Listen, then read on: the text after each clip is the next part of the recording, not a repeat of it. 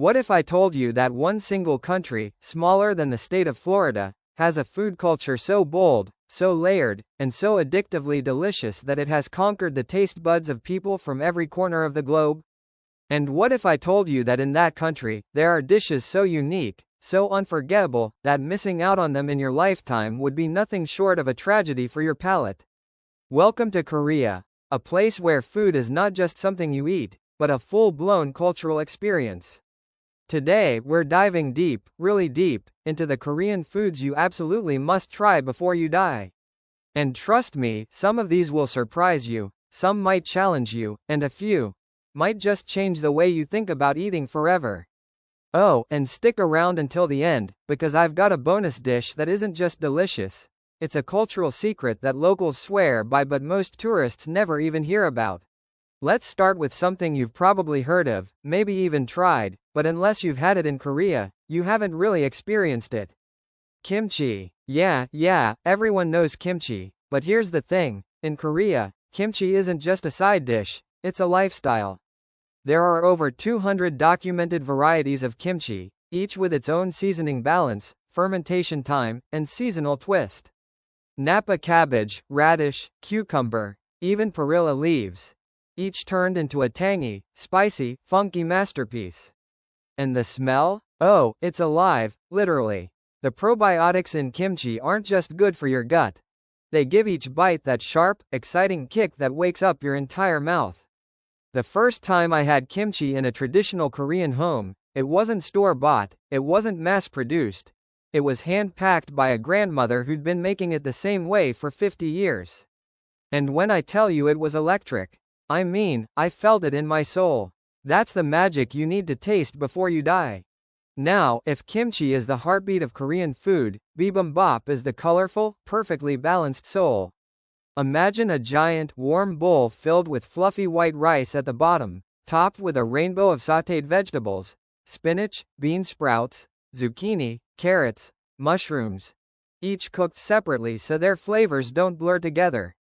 Add a scoop of spicy gochujang chili paste, maybe some marinated beef called bulgogi, and then crown it with a soft, runny fried egg.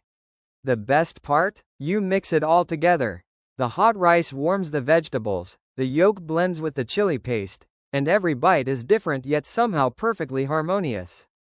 And if you're lucky enough to get it served in a sizzling stone bowl, called dalsit, the rice at the bottom turns into this crispy, golden crust that might just be the most satisfying thing you've ever eaten. Speaking of bulgogi, let's talk about the Korean way of doing meat. Bulgogi literally means fire meat, and it's exactly what it sounds like. Thin slices of beef marinated in soy sauce, sugar, sesame oil, garlic, and pear juice for that delicate sweetness, then grilled until they're tender and caramelized. The aroma alone will make your knees weak. But here's the pro move. Wrap that bulgogi in a crisp lettuce leaf with a dab of samjang, that spicy, savory paste. Maybe a slice of grilled garlic, a bit of kimchi, and pop it in your mouth in one bite. It's an explosion, smoky, savory, spicy, fresh, the kind of bite that makes you close your eyes and hum in happiness without even realizing it.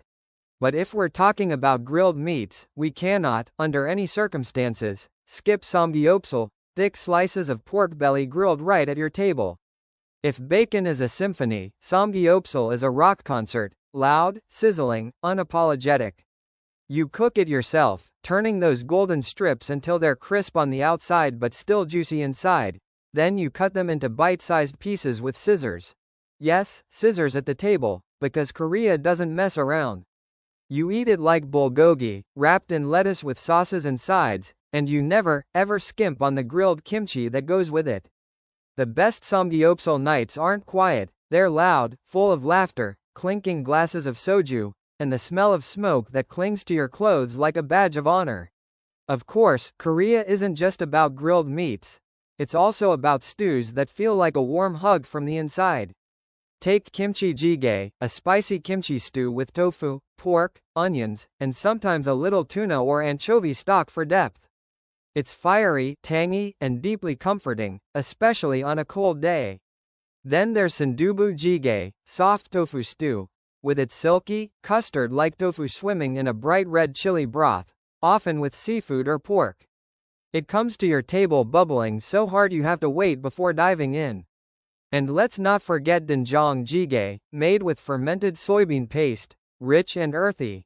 The Korean cousin of miso soup but with way more attitude. If noodles are your love language, Korea will romance you forever. Japchae is one of those dishes that looks simple but takes skill. Sweet potato glass noodles stir-fried with vegetables and sometimes beef, seasoned with soy, sugar, and sesame oil. They're chewy, glossy, and slightly sweet, the kind of noodles that make you keep eating long after you're full. Then there's naengmyeon, cold buckwheat noodles served in icy broth, often with a tangy vinegar kick and a hard-boiled egg on top. At first, the idea of eating cold noodles might seem odd, but on a hot, humid Korean summer day, they are life-saving.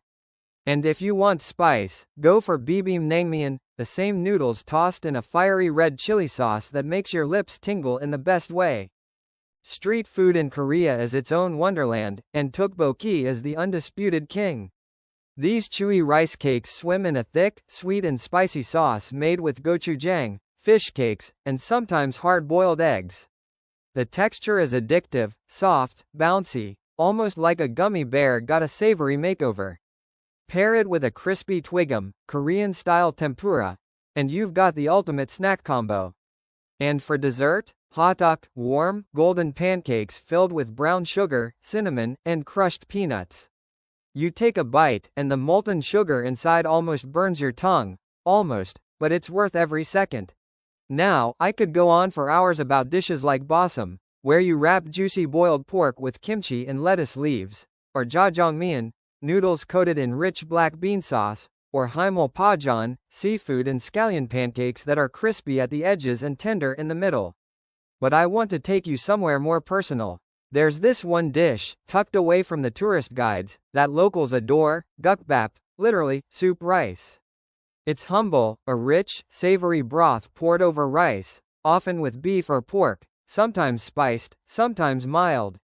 It's the kind of food you eat at 2 a.m. after a long night out, or when you're homesick, or when you need a little bit of love in a bowl.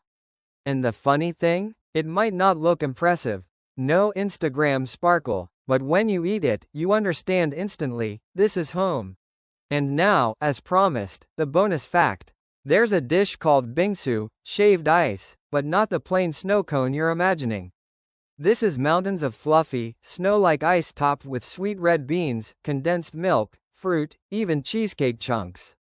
On a summer afternoon in Seoul, sharing a massive bowl of Bingsu with friends feels like childhood and luxury rolled into one. But here's the secret, the real joy of Bingsu isn't just eating it, it's the ritual. You sit around, everyone scoops from the same bowl, laughing as the ice melts faster than you can eat. It's not just dessert, it's connection. Korean food is bold, but it's also balanced. It's fiery but comforting, exotic yet deeply familiar. Every bite tells a story, of survival through harsh winters, of celebration in the warmth of family gatherings, of innovation in bustling city streets. And when you finally try these dishes, when you sit at that table, whether it's in a neon-lit alleyway in Seoul or a tiny mom-and-pop shop in Busan, you realize something. You're not just eating. You're participating in a tradition that's been perfected over centuries. And that, my friend, is worth traveling for. That's worth living for. So, if your bucket list is missing these dishes, fix that. Book that trip. Or at the very least, find the most authentic Korean spot near you and start tasting your way through this incredible cuisine. And if you've already tried some of these, tell me in the comments, which one stole your heart? Which one are you dying to try next? Don't forget to hit that like button if your mouth is watering right now, subscribe for more delicious adventures from around the world, and check out our other videos for food experiences you'll never forget. Because life's too short for boring meals, and in Korea, boring doesn't exist.